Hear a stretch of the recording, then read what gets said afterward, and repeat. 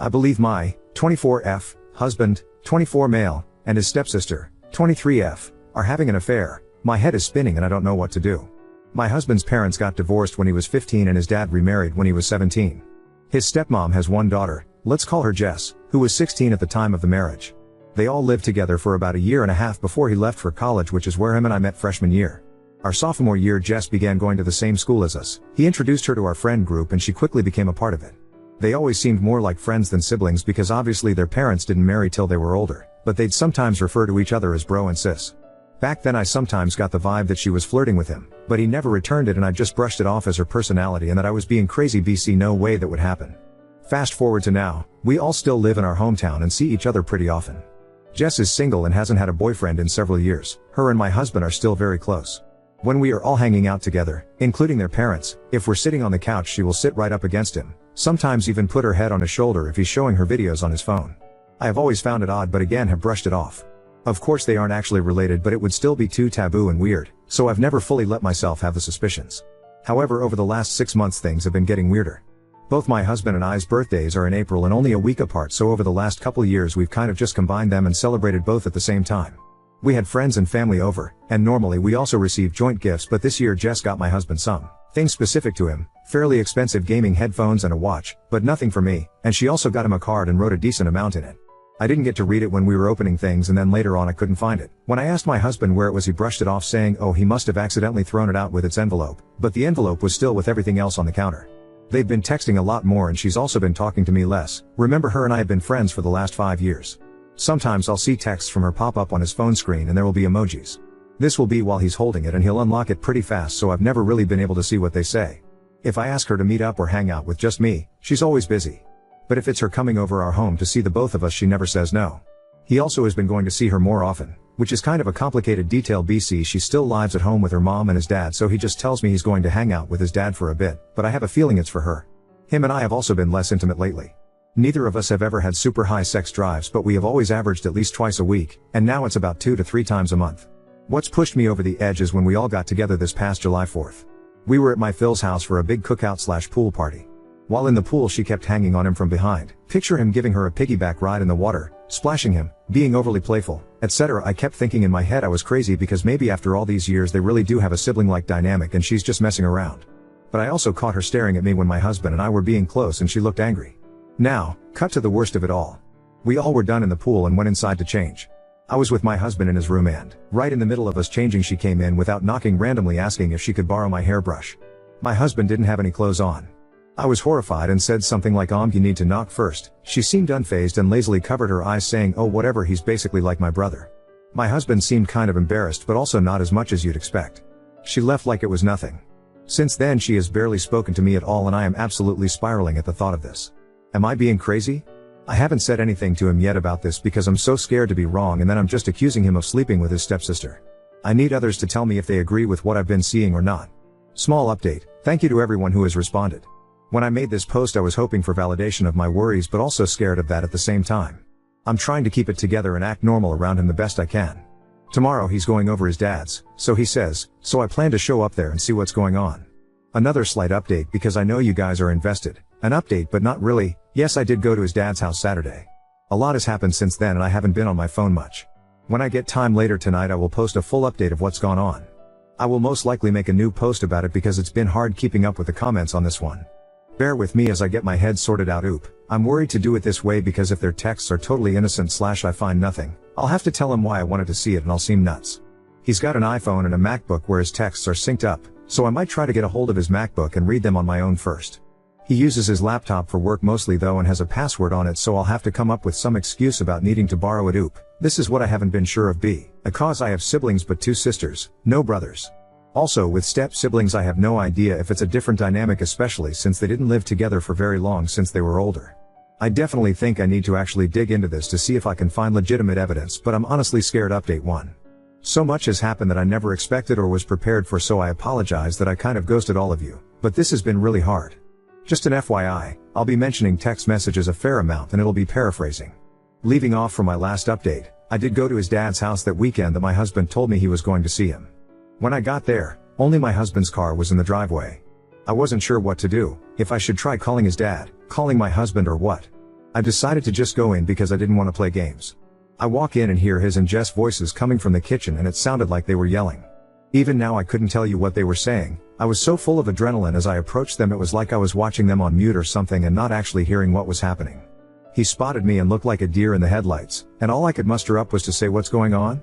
I stared at them for a couple seconds and then my fight or flight kicked in. I'm very non-confrontational, so my instinct was to turn around and run. He chased after me and pulled me into a guest room to talk. Again I asked what was going on, that he's been acting so weird and so has Jess, and point blank asked if he was cheating on me. He seemed shocked at the question, but then out of nowhere started bawling his eyes out. I've never seen my husband cry before. He said that no, he's not cheating but has something to tell me, but couldn't do it there and needed to leave / for us to go back to our house. At first I protested and said no, I needed to know right then and there, but he still was having a breakdown begging me, so I agreed. We left his car there and drove home together in mine, but I sat in silence the whole ride as he cried and was trying to collect himself. When we got home we sat in the living room and I once again asked him what the fuck was happening, and my patience had run thin. Then out came his word vomit. He told me that in college, our junior / Jess sophomore year, after him and a bunch of our friends had gone to a party, we were dating by this time but I wasn't there that night. I'd come home for the weekend to hang out with family that was in town, and he got really drunk. Our guy friends kind of ditched him to go hook up, so Jess offered him to crash on her couch for the night. Our school had on-campus apartments and she had a single BC, she was an RA. He said he woke up at some point after that, with his pants down and her on top of him, having sex. He told me at the time he felt out of it and didn't really get what was happening, and that's all he remembers was waking up and feeling it / seeing her. He then woke up again a couple hours later and she was asleep in her own bed, so he left and went back to his own dorm. He never told anyone. It took him a long time to even fully understand what had happened, and he felt like he couldn't tell anybody because 1, he felt ashamed and embarrassed, 2, he didn't think anyone would believe him, 3, he didn't want to be known as the guy that slept with his stepsister, 4, he was afraid of losing me, and 5, he was worried about his dad and if he found out that it could affect or ruin his new marriage, and that his dad is so happy with his stepmom. He told me he basically just acted like nothing happened, even around Jess when we all hung out together. He said him and her never spoke about it or said anything until a couple years later, when him and I got engaged after graduation. She sent him a text essentially saying she loved him and thought about that night all the time, and that why did their parents have to meet and get married, they could be together otherwise, etc. Essentially she is obsessed with him. Shamefully I will admit, when he first told me all of this I wasn't sure what to think or believe, until I saw their text messages. I questioned him, saying if this was the case, why are they always talking? Why wouldn't he distance himself now that we're married and out of school? He told me it started up again with her, about 6 months ago, like I said on my original post, when him and I told our families that we decided we wanted to try for a baby. He had a screenshot of the text she sent him the next day ranting about how he shouldn't do this. Marriages aren't permanent until a baby comes into the mix. There's still a chance for them to be honest with their family and for him to leave me. She still loves him after all this time, etc. He replied saying he loved me and wanted to start a family with me, and that he didn't love her in that way, and he never wanted her to bring this up to him ever again. That's when her demeanor changed and she said if he didn't love her, why did he /CK her and what would their family think, essentially blackmailing him. I read through as many of their texts as I could handle, and it was always her saying things like she was thinking about him, she wants to see him. She'd even send texts while we were all together telling him he looks good in that outfit. Sometimes he wouldn't reply, and others he'd be trying to have a normal convo / steer it in a different direction, and sometimes just telling her to stop it. The days he's told me he's going to hang out with his dad, it's her begging him to go over there so she can see him or she will tell her mom everything. So he'd agree to go, but he swears nothing has ever happened, that one of their parents would be there a majority of the time and it would just be all of them on the patio or in the living room.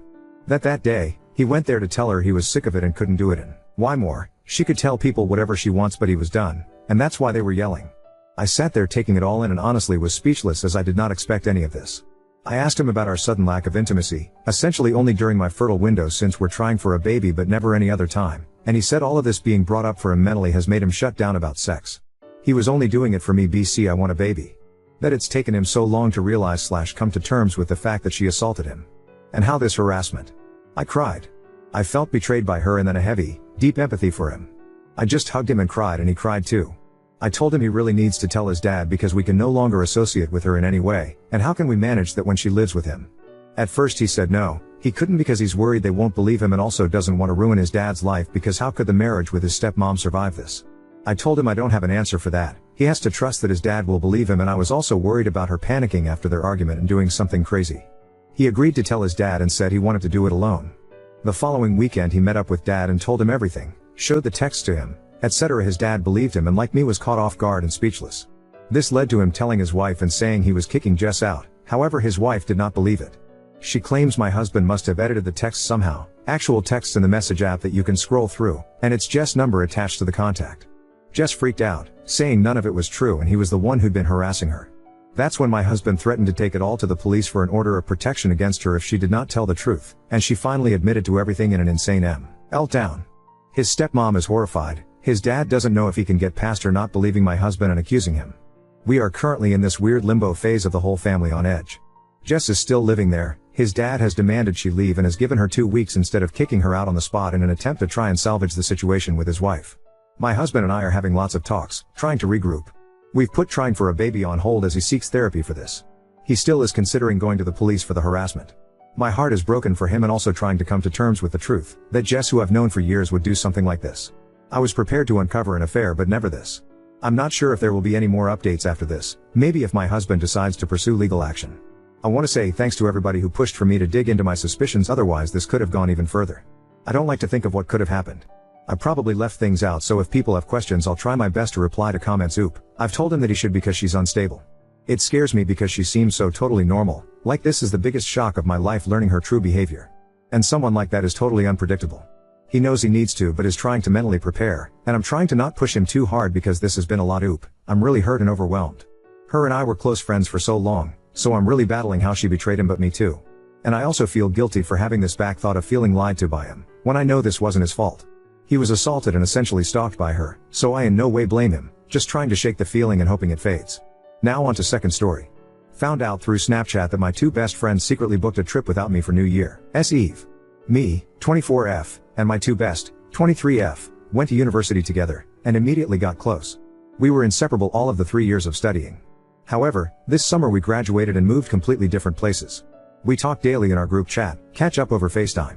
One of the 2 got a job in another country in Europe, and ever since she knew she was going to move there, we have been planning and been so excited to visit her for New Year's Eve. 5 days ago, I texted them to arrange a FaceTime call to start planning and booking our trip. Later that night, the friend working abroad called me and suggested we could come later in the spring instead, when it's warmer, and that she thought she might not get days off of work. But just now she suddenly posted a screenshot on her private story to Snapchat of messages between them that the third friend had booked a flight for Nye. I just don't know what to feel. I feel so disappointed and left out. We have done things together before where 2 of us would hang out and not include the third, but we have traveled together many times and we always agree on that we have so much fun traveling together. How should I go on and approach this? I need advice, as I'm not the confrontational type. And we've never really had arguments before. I don't want to come across as petty, although I kinda am, and also I don't want to be invited out of pity. I can't think of anything that would make them be mad at me or anything like that. Okay, writing this out, I think I really wanted to vent, but also I would love some advice on how to deal with this. I don't want to create bad vibes between us, but how would you go about this with close friends? Maybe someone has experienced similar situations? _hashtag notable comments, you have every right to be pissed. These girls straight up went behind your back, booked the trip, and then had the nerve to post about it on Snapchat like you wouldn't notice? That's cold. And the whole maybe we should wait till spring line? Yeah, that was just them trying to keep you in the dark. Call them out, but keep it chill. Something like, hey, saw the Snapchat, thought we were all planning the trip together? Kinda sucks being left out. You don't have to start drama, but don't sit there and let them make you feel like an afterthought either. If they're real friends, they'll own up to it. If not, well, you just learned where you stand. Either way, don't settle for being a backup. Update 1. I wrote the post crying in the bathroom while working my night shift. Went to bed with 2 comments, and after sleeping for almost 12 hours I woke up to 100. At this point, the whole day had almost gone by, night shift week equals I slept all Friday, and I still hadn't heard from them. Honestly, I got so mad and had no hope left that I would. While trying to read through all of the comments on here and decide on what to do, I got a text in the group chat she had booked a flight, and that I should join that one. I waited until after breakfast before I replied haha, but ultimately answered that I didn't understand, that I did not feel welcome to join when they had already planned it all without me. The last thing I heard was that we should do it later, and then I find out via your Snapchat story? They immediately told me that was not their intention at all. They said they were really sorry I felt that way, and didn't want me to feel excluded. A broad girl called me on FaceTime immediately and she told me they hadn't really spoken that much at all, and that it was a spontaneous decision that Flight Girl had made minutes before the Snapchat post was made. She said she understood why I felt the way I did, but that she always hoped I would come along as well. Later I got a FaceTime call from Flight Girl. She tried to explain how she had felt the need to just book the flight after debating for so long if she could afford it, and that she ultimately just decided to do it. That we had been talking about it for so long and didn't want to wait any longer. She repeatedly said she was sorry she didn't consult me first. She also knew that a broad girl might have to work, but that she wanted to go anyways. I admit that I didn't get to say all I wanted to say, and I should have taken the tip of writing it down before I got on the calls. In my head it just doesn't make sense to be hyped for a girl's trip and to just book by themselves if they were really excited for me to come along. I just felt it wasn't like them to do it like that when we've always arranged meetups for these things earlier, booking, planning, hyping, Pinterest boards plus. Although I don't think I got to express this as much as I would like looking back, I feel like they understood. I guess them texting me first was what I hoped for, but I still feel a little weird about it. I don't know if I'm going to go, but honestly I don't think I will. Me, trying to avoid conflict as usual, told them I had to look into if I would get days off work as well. A lot of you guys thought I should cut them off, and had I never got that text first, I honestly don't know where I would stand. Not saying they made up for it, I still think it was really shitty. But I think they know that now. I feel lighter. Had I not talked to them today, I don't think I would be over it easily. These are Clue C friends, I know and love them on such a deep level and they know and love me. But for now they know where I stand. If something like this happens again, it will not be taken lightly. I don't know if I'm just naive at this point. I certainly hope I'm not, but it's not like them to keep me in the dark on purpose, and I hope they understand how much my heart sank when I saw that Snapchat post. I'm so sorry to hear about your experiences with shitty friends in the comments, and I feel for you and admire you for standing your ground and cutting them off. I'm trying to reflect on how I should navigate this friendship from now on, and be a little observant to if it becomes a pattern when it comes to these friends. Please let me know if you have opinions on this, or questions or anything at all. Peace. Didn't realize this post turned out so long. Also sorry for my English my dudes, can't remember the last time I wrote something in English. Norwegian keyboard _ hashtag notable comment, I think they noticed you saw the snap and had to decide what story they were going with. It took them what a day to respond. They also don't sound very apologetic. And don't make up an excuse about why you're not going to let them off. Tell them you feel the trip's tainted and you're not comfortable with what feels like a pity invite. Youth Maleficent 6925, okay fuck, when I posted this I realized how pissed really am. What the hell. I want to give them the benefit of the doubt, but it doesn't sit right with me. No, why am I being so back and forth? Like it feels like a pity invite, and that kinda means I was never part of the plan. And that really sucks. Oop. I think the fact that they immediately reached out to you when you told you were feeling excluded, acknowledged that your feelings were valid, acknowledged it was a mistake, and apologized, with apparently no hedging or blame shift, is a good sign. It is possible that there is some sort of weird mean girls thing going on. It is also possible that one or both of them made a thoughtless mistake and are horrified that they've made their friend feel bad. If you have a long history of solid friendship and not much of a history of bullshit, then I'd be inclined to take the apology at face value, go, and have a good time with your friends. On the other hand, if the relationship history has other incidents of fuckery, and your instinct tells you that this is more of that, then I'd consider not going. No one is perfect and people make mistakes, including friends. It's up to you to decide if you can live with the flaws, forgive the mistakes, and enjoy the good parts of the friendship, or to decide that you cannot.